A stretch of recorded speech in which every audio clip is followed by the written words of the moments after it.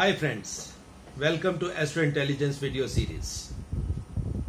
दोस्तों, आज काफी दिन के गैप के बाद आप सबसे दोबारा मुखातिब हो रहा हूं, बात कर रहा हूं। ये जो गैप हुआ इसके पीछे सबसे पहले तो थोड़ी सी अपॉलॉजी, मगर एक खुशी की खबर भी। वो ये कि ये नहीं कि इतने दिनों में मैं एस्ट्रोलॉजी से या आप लोगों से दूर हो गया था, मगर इस टाइम कुछ थिंकिंग प्रोसेस चल रहा था। मन में कुछ क्वेश्चंस चल रहे थे जिनका आंसर मेरे को नहीं मिल रहा था। जैसे कि नॉर्मल बातें जो एस्ट्रोलॉजी के अनआंसर्ड क्वेश्चंस हैं, वो आए तो आपके मन में भी होंगे, मगर उनका आंसर अभी तक किसी ने नहीं दिया होगा। बहुत बेसिक क्वेश्चन, जैसे कि हॉरोस्कोप में एक ही प्लेनेट को दो दो घरों की लॉर्डशिप क्यों दी गई? इसके पीछे कोई तो कारण होगा। जिन महर्षियों ने एस्ट्रोलॉजी के शास्त्र की रचना की, उन्होंने बिना सोचे समझे तो एक एक प्लेनेट को दो दो घरों की लॉर्डशिप नहीं दे दी होगी। इसी तरह जो काल पुरुष की कुंडली है, यहां से मैंने इस टाइप के बेसिक क्वेश्चंस के आंसर ढूंढने की कोशिश की, और इन्हीं के ऊपर काम करते करते मेरे को कुछ ऐसी चीजें मिल गई जो मैं अब आप सबके साथ शेयर करना चाहूंगा। और जो ये फाइंडिंग्स आई उसको मैंने एक थ्योरी का रूप दिया, जिससे उम्मीद करता हूं कि जो एस्ट्रोलॉजी आजकल के जमाने में काफी ज्यादा कॉम्प्लिकेटेड कर दी गई है। ये नहीं है कि रिसर्चर्स ने काम नहीं किया, ये नहीं कि एस्ट्रोलॉजर्स मेहनत नहीं करते, मगर हुआ ये कि रिसर्च और मेहनत ने मिलकर एस्ट्रोलॉजी को सिंपल नहीं किया, बल्कि बहुत ही कॉम्प्लिकेटेड कर दिया। और ये जो कॉम्प्लिकेशंस हैं, अब जो एस्ट्रोलॉजी का बेसिक पर्पस था, उसको ये डिफीट कर रही है। वो क्या है कि जैसे सिंपल बातें अगर हम एस्ट्रोलॉजी के माध्यम से ढूंढना चाहते हैं, तो उनको देखने के बजाय हमारे एस्ट्रोलॉजर्स क्या करने लग गए? तंत्र मंत्र, पूजा, रक्षा कवच, ये कवच, वो कवच, इन चीजों के पीछे लग गए। हम लोगों ने एस्ट्रोलॉजी के माध्यम से क्वेश्चंस का आंसर ढूंढने की कोशिश नहीं की। दोस्तों, मैं यहां पे एक छोटा सा एग्जाम्पल आपके साथ शेयर करना चाहूंगा। वो ये है, अब आप 50, 60, 70 साल पीछे चलिए, जब हम ये कहते हैं कि ये जो मॉडर्न साइंस का टाइम था, जहां पे साइंस और मेडिकल या एस्ट्रोलॉजी, ये चीजें साथ साथ ही डेवलप होनी शुरू हुई। उस टाइम अगर मैं इंडिया की बात करूं, तो इंडिया या पूरी दुनिया में जो टीबी था, ट्यूबरकुलोसिस, जिसको हिंदी में तपेदिक कह दिया जाता है, वो एक महामारी का रूप ले चुका था। उसमें डॉक्टर्स ने क्या किया? डॉक्टर्स ने अपने बेसिक्स के साथ समझौता नहीं किया। उन्होंने एक ही डायरेक्शन पे, एक ही लाइन को टो किया, उसी दिशा में वो रिसर्च करते गए, और धीरे धीरे उसका नतीजा क्या हुआ कि आज दुनिया से टीबी का नाम निशान खत्म हो चुका है। हमारी एस्ट्रोलॉजी में भी रिसर्चर्स ने काम किया, मगर डायरेक्शन के बिना काम किया। जैसे हमारे मेडिकल सब्जेक्ट्स में कोई भी काम किया जाता है, उसको लॉजिक पे लिया जाता है, लॉजिक पे लेके, रीजनिंग को साथ लेके, साथ में रिसर्च की जाती है। एस्ट्रोलॉजी में भी रीजनिंग होनी चाहिए, लॉजिक होना चाहिए, क्योंकि एस्ट्रोलॉजी का मतलब ही है एस्ट्रो प्लस लॉजिक। लॉजिक के बिना एस्ट्रोलॉजी का कोई मतलब नहीं। मगर हुआ क्या, हमने थ्योरीज तो बहुत दे दी, बहुत काम किया, नई से नई थ्योरीज, नए से नए शास्त्रों से लेके चीजें, मगर उसका रिजल्ट क्या निकला? रिजल्ट ये निकला कि एस्ट्रोलॉजी कॉम्प्लिकेटेड हो गई, और कॉम्प्लिकेटेड होने से जो बेसिक पर्पस था या जो बेसिक क्वेश्चंस थे, उनके हम आंसर नहीं कर सके।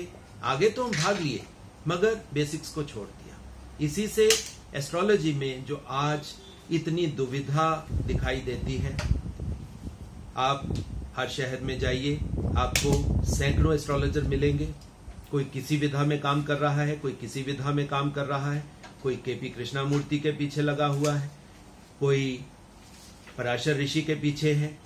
ये जो अलग अलग विधाएं हैं, बेसिकली मेरे मन में ये शुरू से दुविधा थी कि एस्ट्रोलॉजी एक शास्त्र होना चाहिए, और शास्त्र है तो ये बेसिक्स के ऊपर होना चाहिए। इसमें यह नहीं है कि मेरा शास्त्र अलग और आपका शास्त्र अलग।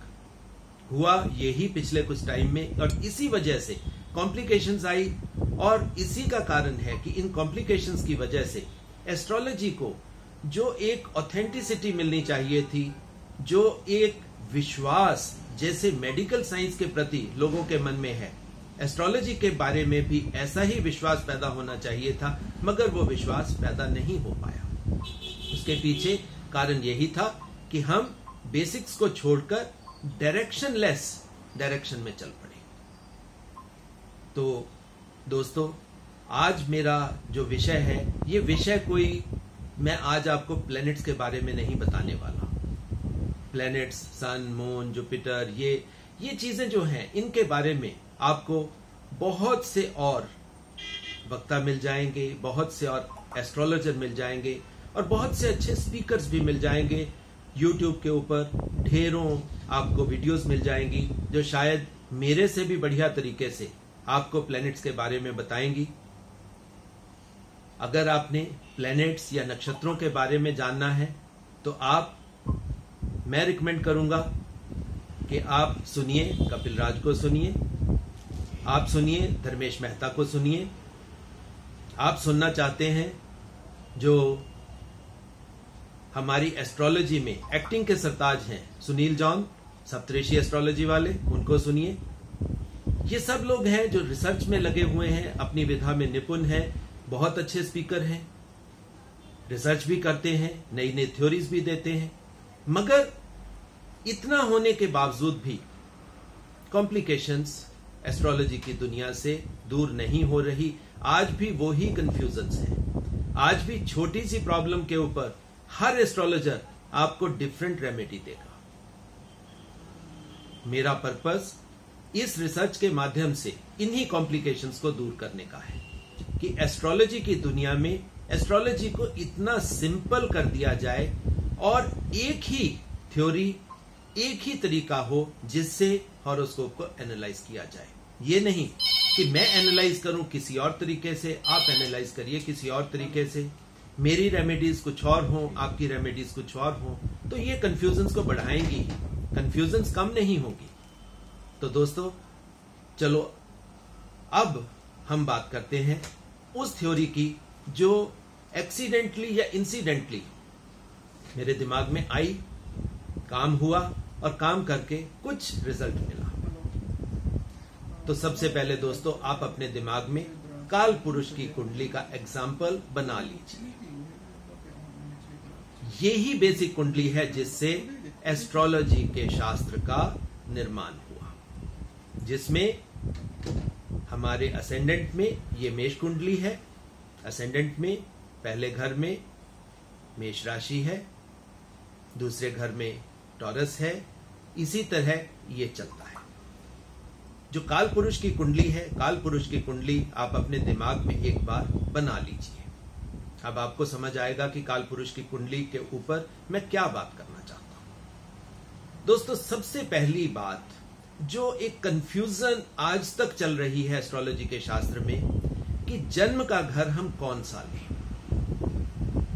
जन्म के बारे में ये जरूर बताया गया है कि जो पहला घर है, इसको असेंडेंट कहा जाता है, ये बेसिकली जन्म का घर नहीं है, ये जन्म की दिशा को ही सिर्फ बताता है। जब भी किसी इंसान का जन्म होता है तो इंसान के जन्म कैसे होता है? आत्मा को शरीर का रूप मिलता है, तब हम इस दुनिया में आते हैं। तो जन्म किस चीज का हुआ? आत्मा का हुआ। तो असल में आत्मा कहां से देखनी चाहिए? आत्मा को हम देखते हैं सूर्य के साथ, सन के साथ। और सन को काल पुरुष की कुंडली में कौन सा घर दिया गया है? वो दिया गया है 5वां घर। तो दोस्तों, अगर किसी भी इंसान का जन्म 5वें घर में हुआ तो हम पहले घर से उसके जन्म के रिजल्ट कैसे दे पाएंगे? पहला तो क्वेश्चन यही है। और दूसरी बात, अगर किसी का जन्म 5वें घर में हुआ तो उसके जो पहले 4 घर हैं तो वो क्या बताते हैं? क्या चीज मतलब हमें बताते हैं कि पहले घर, जन्म से पहले के घर? तो दोस्तों, मेरा मत, हमने जो रिसर्च की कि ये जो पहले 4 घर हैं ये इंसान के पिछले जन्मों के कर्मों को ही दर्शाते हैं। आज तक यही कंफ्यूजन चलती रही। 5वें घर को हम मिस्ट्री हाउस मानते रहे, 5वें घर को हम कहते रहे कि यहीं से पास्ट लाइफ कर्मास देखो आप। मगर दोस्तों, 5वां घर तो जन्म का है। जन्म के साथ हम पिछले जन्म के कर्म नहीं देख सकते। हमने अगर कर्म देखने हैं तो कहां से देखने हैं? उसके लिए हमारे महर्षियों ने जो पहला, दूसरा, तीसरा और चौथा घर दिया है, वो घर जो है ये पिछले जन्मों के हुए। और जन्म के बाद अगर हम देखें, 6ठा, 7वां, 8वां, 9वां, 10वां और 11वां घर, किसके लिए? ये घर दोस्तों हैं इस जन्म के घर। अगर आपने कुंडली को बहुत सिंपल तरीके से देखना है तो आप इसको बेस बना के चलिए कि 5वां घर आपके जन्म का घर है। पहला, दूसरा, तीसरा और चौथा भाव जो है वो आपको आपके पिछले कर्मों के बारे में डायरेक्शंस देता है। ये बताता है कि आप कौन कौन सी एनर्जीज अपने साथ लेकर पैदा हुए हो। 6ठा, 7वां, 8वां, 9वां, 10वां और 11वां घर जो है ये हमें इस लाइफ के कर्मों के बारे में बताते हैं कि हम क्या क्या कर्म करने की डायरेक्शन पिछले जन्म से अपने साथ लेकर आए हैं। और 12वां घर तो दोस्तों आप जानते हो, ये है फाइनल जर्नी का, लास्ट जर्नी, जिसमें हमारी टोटल एनर्जीज एक्सपेंड होती है, एक्सपेंडिचर का हाउस या डेथ का हाउस। तो दोस्तों, जो मैंने जो नया ये हाइपोथेसिस दिया, नई डॉक्ट्राइन दी या नई फिलॉसफी दी या नई थ्योरी दी, ये तो वर्ड्स हैं। मेरा बेसिक पर्पस था एस्ट्रोलॉजी को सिंपल करने का। अगर आप इस माध्यम से कुंडली को एनालाइज करने की आप कोशिश करोगे तो आपको लगेगा कि जो जो क्वेश्चंस आपको नॉर्मल वे ऑफ प्रेडिक्शन से नहीं मिल रहे थे, उनके आंसर्स आपको इस विधा से मिलने बहुत आसानी से मिल जाएंगे।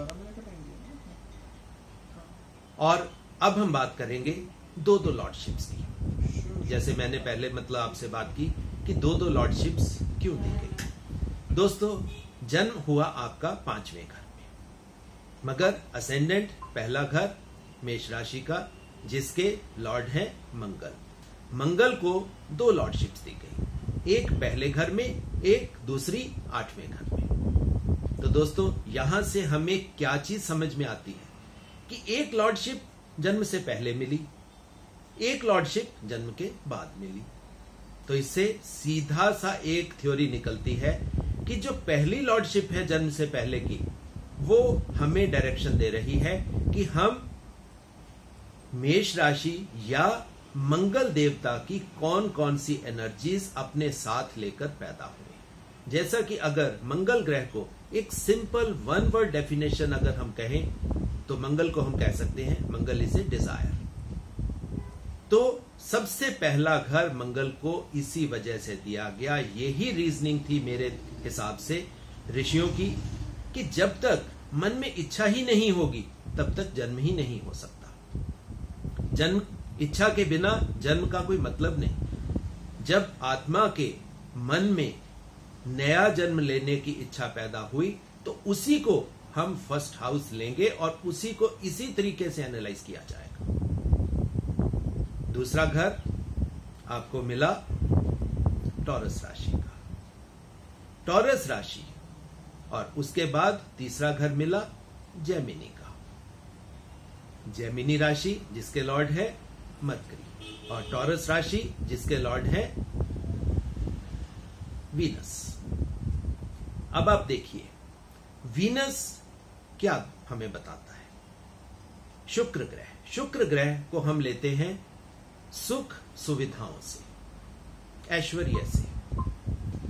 तो यहीं से एक कंफ्यूजन शुरू से चलती आई कि दूसरे घर से हम धन को लेते हैं, सुख संपत्ति को लेते हैं, ऐश्वर्य को लेते हैं। मगर आप एक चीज सोचिए कि अगर मैं पुरानी थ्योरी या पुराने सिस्टम की बात करूं तो उस सिस्टम में पहला घर जन्म का और दूसरा घर धन का। तो आप बताइए, एक छोटा बच्चा कैसे धन कमाने में सक्षम हो सकता है?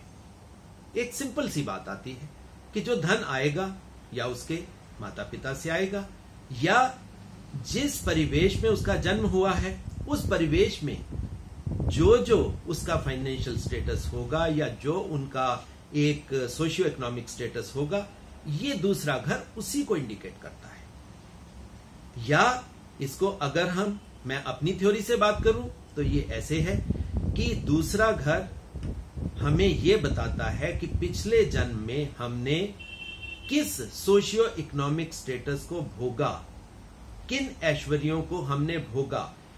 जहां तक जिन ऐश्वर्यों को, जिन धन संपदा को हमने भोग लिया, वो हमारे मन में पास्ट लाइफ कर्मों की एक छवि हमारे मन में इंगित हो गई, और वो जो छवि प्रिंट हो गई वो हमारे आत्मा के सॉफ्टवेयर में जन्म के साथ, इस जो नया जन्म मिला उसके साथ इस दुनिया में आएगी। और यही सेकंड हाउस हमें बताएगा कि हम पिछले जन्म में किस लेवल ऑफ फाइनेंशियल स्टेटस को अटेन करके हमने पिछला जन्म पूरा किया, और वो ही स्टेटस एक्चुअली क्या है जो हमने भोग लिया, वो इम्प्रिंट्स हमारे सॉफ्टवेयर में, हमारी आत्मा के सॉफ्टवेयर में लग गए।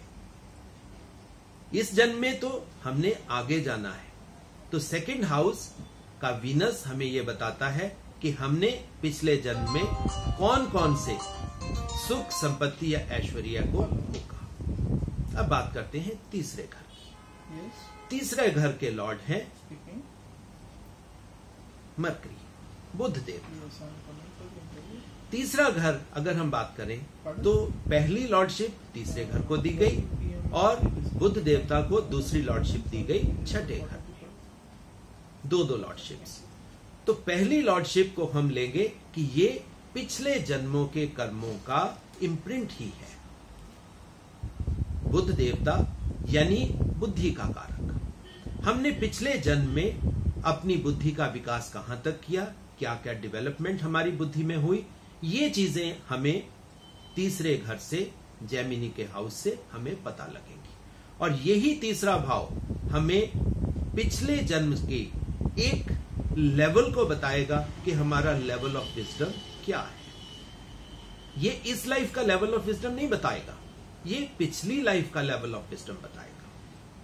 अब हम बात करते हैं चौथे घर की। चौथा घर जिसके लॉर्ड हैं मून, चंद्रमा, माता का कारक, घर का कारक, भूमि का कारक, सुख का भाव, माता के साथ सुख का भाव। अब आप देखिए, जन्म होगा तो जन्म के साथ मन भी आएगा, और मन हम चौथे भाव से ही देखते हैं। इससे माता का भाव भी देखते हैं, मगर एक्चुअल में ये क्या है, ये मन का भाव है, और मन बिना आत्मा के हो ही नहीं सकता।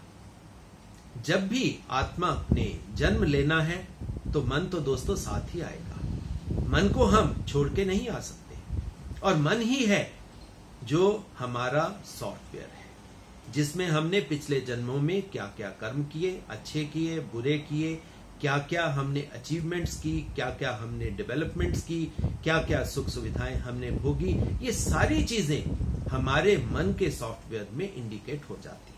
ये मैं आपको समझाने के लिए आज की भाषा में इसी वजह से मैं सॉफ्टवेयर का इस वर्ड का इस्तेमाल कर रहा हूं, ताकि आपको समझ में आ जाए कि जो सॉफ्टवेयर हम जन्म के साथ लेकर आते हैं वो एक्चुअल में क्या है।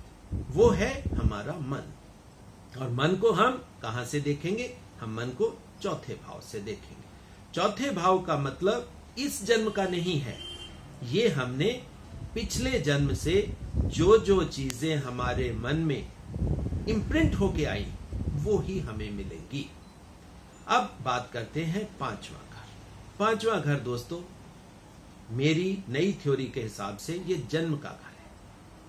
साथ ही में अगर जो मेरी नई रिसर्च है उसके बारे में मैं थोड़ा सा आपको इंडिकेट कर देता हूं कि ये मिस्ट्री हाउस है, मगर मिस्ट्री हाउस ये पास्ट लाइफ कर्मों को जानने के लिए नहीं है।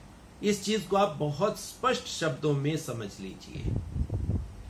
ये रिसर्च जो है इसके बारे में अब मैं आपको एक छोटी सी इंफॉर्मेशन भी आपके साथ शेयर करना चाहूंगा। इंफॉर्मेशन छोटी है मगर है एक्चुअल में बहुत बड़ी।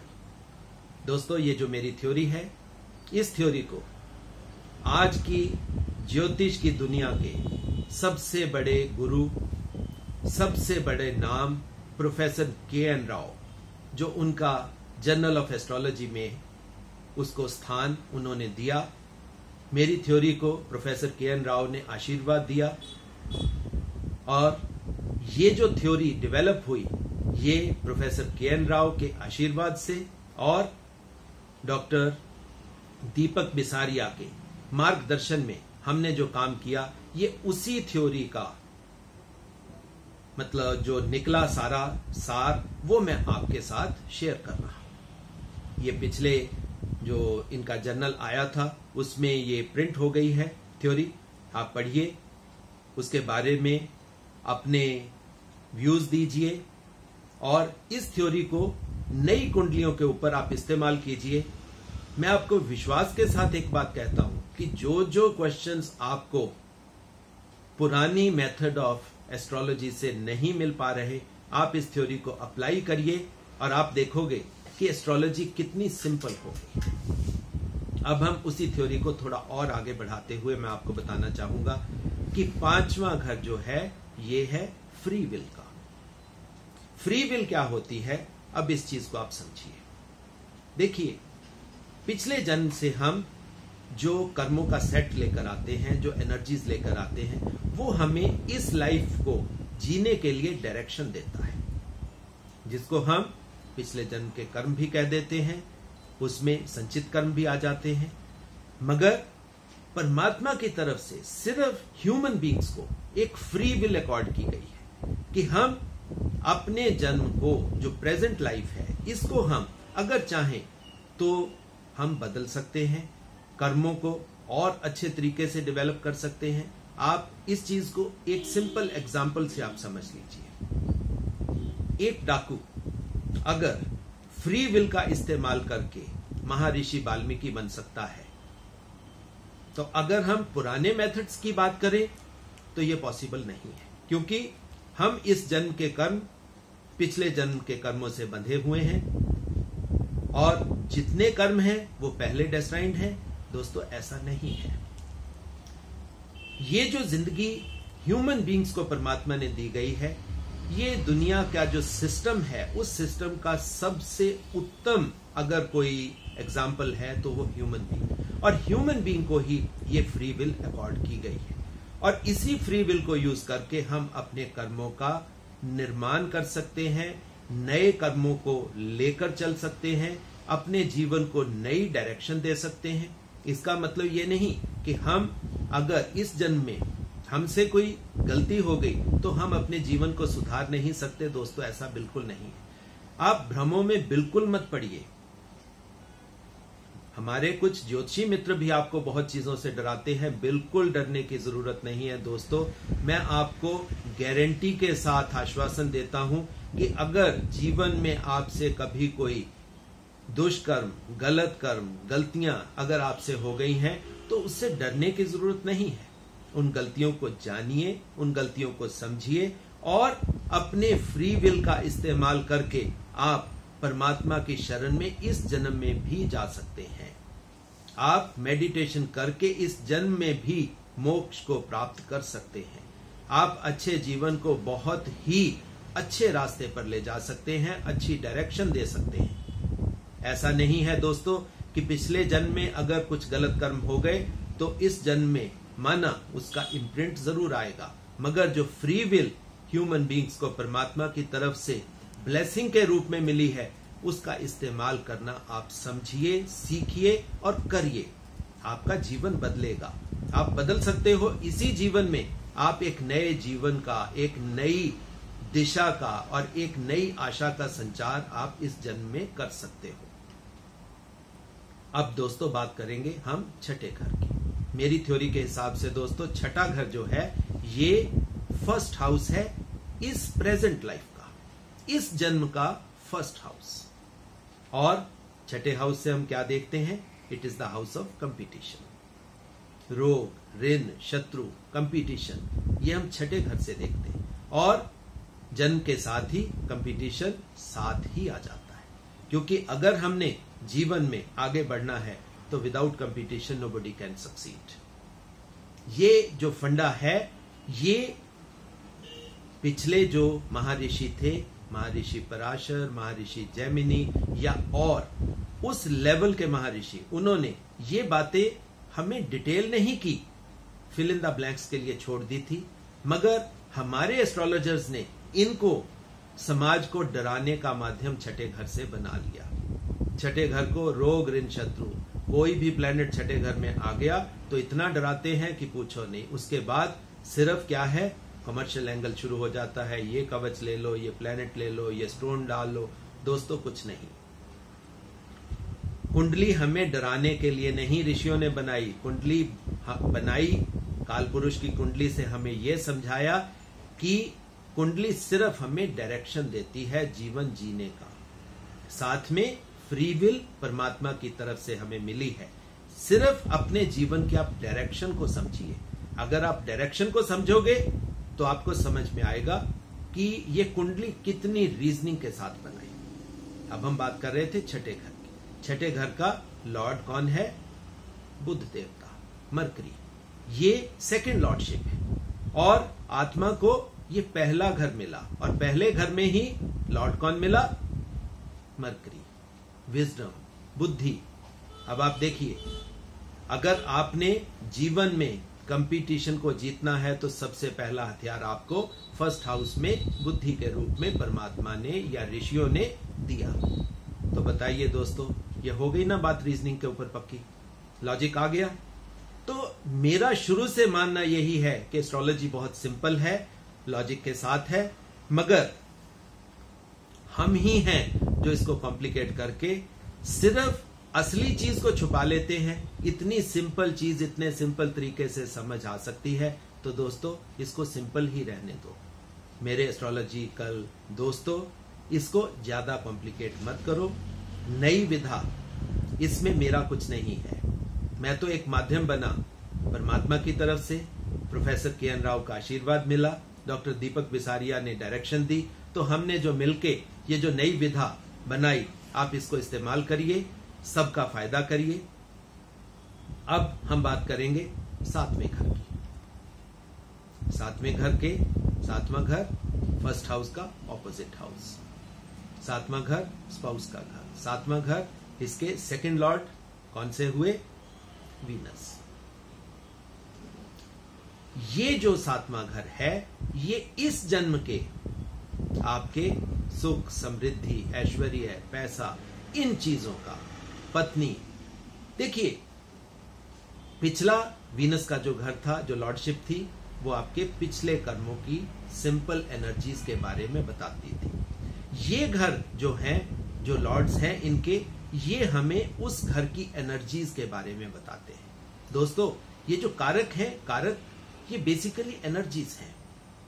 कुछ एनर्जीज हमें आत्मा ने जो जन्म लिया, पिछले जन्म से जो एनर्जीज हमारे साथ आई, वो हमारे मन में, सॉफ्टवेयर में इम्प्रिंट के रूप में आ गई। और इस जन्म में जो एनर्जीज हमें बताती हैं, ये डायरेक्शन देती हैं कि हमने जीवन को कैसे जीना है।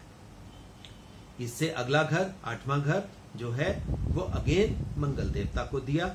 मंगल देवता इसके लॉर्ड हैं, ताकि जो जो चीजें आपको डिजायर, आप इच्छा करते हो, ये हाउस ऑफ अनएक्सपेक्टेड रिजल्ट्स का है आठवां घर।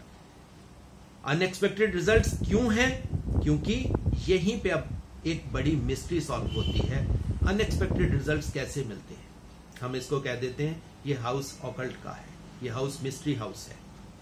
तो हमें क्यों अनएक्सपेक्टेड रिजल्ट्स क्यों मिलते हैं इस घर से, तो उसके पीछे दोस्तों मेरी रीजनिंग एक सिंपल है। इस घर के लॉर्ड कौन हुए? मंगल देवता। मंगल देवता को अगर one word definition, that is Mangal is a desire. Desire इच्छा, और हमें फ्री विल मिली हुई है दोस्तों परमात्मा की तरफ से। अगर हम फ्री विल को डिजायर के साथ मिलाकर चलें तो हमें डेस्टाइन्ड या एक्सपेक्टेड रिजल्ट्स नहीं, हमें एक नए किस्म के डायरेक्शन के साथ हम जीवन को चला सकते हैं, अच्छे अच्छे नए रिजल्ट्स ले सकते हैं और जीवन को एक बिल्कुल ही नए आयाम पे हम लेके जा सकते हैं। डाकू से हम महर्षि भी बन सकते हैं, इसमें कोई दिक्कत की बात नहीं। इस घर से डरने की जरूरत नहीं। 8वां घर ये बहुत अच्छा घर है, क्योंकि यही घर आपको अपनी फ्री विल एग्जीक्यूट करने में सबसे ज्यादा मदद करेगा। तो बताइए दोस्तों, 6ठा घर बुरा हुआ या 8वां घर बुरा हुआ? कोई घर दोस्तों बुरा नहीं, ये तो सिर्फ कुछ कम पढ़े लिखे दोस्तों के डराने का एक माध्यम जरूर बन गया, ताकि वो अपनी रोजी रोटी इस डर के साथ आप लोगों से ले सकें। मगर दोस्तों ये गलत है। कोई कुंडली का घर किसी भी डर को इंगित नहीं करता, ये सिर्फ हमें डायरेक्शन देता है, हमें बताता है कि हमें जीवन में क्या करना है, कैसे कर्म करने हैं, कैसे जीवन में आगे बढ़ना है। और यही चीजें अगर हम समझ आ जाएं तो डरने का कोई मतलब ही नहीं। इससे आगे घर आ गया 9वां घर, हमारी डेस्टिनी का घर, रिलीजन का घर। और इस घर को लॉर्डशिप किसको दी गई? जुपिटर को। जुपिटर गुरु ग्रह, सबसे ज्यादा सियाने ग्रह, सबसे ज्यादा पढ़े लिखे ग्रह, शिक्षा, सब कुछ, जितनी शिक्षा इस जीवन में उपलब्ध है वो हमें मिलती है जुपिटर के माध्यम से, और हम उसी शिक्षा का इस्तेमाल करके जीवन को और आगे बढ़ा सकते हैं। मगर दोस्तों यहां पे एक और अच्छी डायरेक्शन हमें मिलती है। वो डायरेक्शन क्या है कि अगर हमने अपने जीवन को, जो हमें एस्ट्रोलॉजी के शास्त्र से बताया गया कि किसी भी जीवन का डायरेक्शन क्या होनी चाहिए, वो डायरेक्शन होनी चाहिए कि हमें मोक्ष प्राप्ति करनी है, हमें परमात्मा के रास्ते पर जाना है। तो परमात्मा के रास्ते पर जाने के लिए हमारी डेस्टिनी में हमारा लॉर्ड कौन हुआ? जुपिटर हुआ। और ये जो जुपिटर साथ में रिलीजन का भी लॉर्ड हुआ। आपने जो भी जीवन में करना है उसको रिलीजियसली करिए, गलत काम छोड़कर अच्छे कामों की ओर आप प्रेरित होइए, और उसमें जुपिटर देवता आपकी मदद करेंगे और आपकी डेस्टिनी बनाएंगे। डेस्टिनी आपको इस घर के यानी 9वें घर से आपको इसकी डायरेक्शन मिलेगी, और इसी घर से आपको एनर्जीज मिलेंगी कि आप रिलीजियसली परमात्मा के रास्ते पर कैसे अपने जीवन को आगे बढ़ा सकते हैं। इसी तरह अगले जो 2 घर हैं, 10वां और 11वां, ये दोनों बहुत प्यारे घर हैं दोस्तों। 10वां घर रोजगार का घर, एम्प्लॉयमेंट का घर, प्रोफेशन का घर। 11वां घर इच्छा पूर्ति का घर। अब आप सोचिए, 6ठा घर आपको कंपटीशन दिया, 7वें घर में आपको सुख सुविधाएं मिली, 8वें घर में आपको अनएक्सपेक्टेड रिजल्ट्स की ओर प्रेरित किया, 9वां घर आपको रिलीजन, आपको डेस्टिनी की तरफ लेके गया, और 10वें घर से जो इन चारों घरों का और पिछले जन्म के चारों घरों का जो मिला जुला रिजल्ट है, जितना भी इम्पैक्ट आपको 4 और 4 8 घरों से मिला, उन घरों का जो रिजल्ट है that is shown in the 10th house. और ये जो 10th हाउस है, 10th हाउस इसी वजह से इसके लॉर्ड किसको बनाया गया? शनि को। डिसिप्लिन दिया गया ताकि आप इम्पैक्ट के साथ किसी गलत कामों में ज्यादा खुश होके बहुत ज्यादा हवा में मत आ जाना, आप डिसिप्लिन में रहना। इसी वजह से शनि को इसकी लॉर्डशिप दी गई। और 11वां घर जो है, 11वां घर तो दोस्तों आपको पता ही है, इच्छा पूर्ति। जो जो इच्छाएं आपके मन में पिछले जन्म की एनर्जीज के साथ आई, या जो फ्री विल और प्लस अपनी मेहनत करके आपने इस जन्म में अचीव की, वो इच्छाएं आपको 11वें घर से ही देखनी है। वो चाहे आपकी इच्छा रोमांस की हो, चाहे इच्छा परमात्मा को प्राप्ति की हो, या सुख सुविधाओं को लेने की हो। यहीं से आपका एक चीज क्लियर हो जाएगी कि आपने जीवन को मेटीरियलिस्टिकली जिया या आपने स्पिरिचुअल ग्रोथ की, और यहीं से आपका अगला जन्म की डेस्टिनी होगी। यहीं से आपका अगला जन्म कैसे होना है?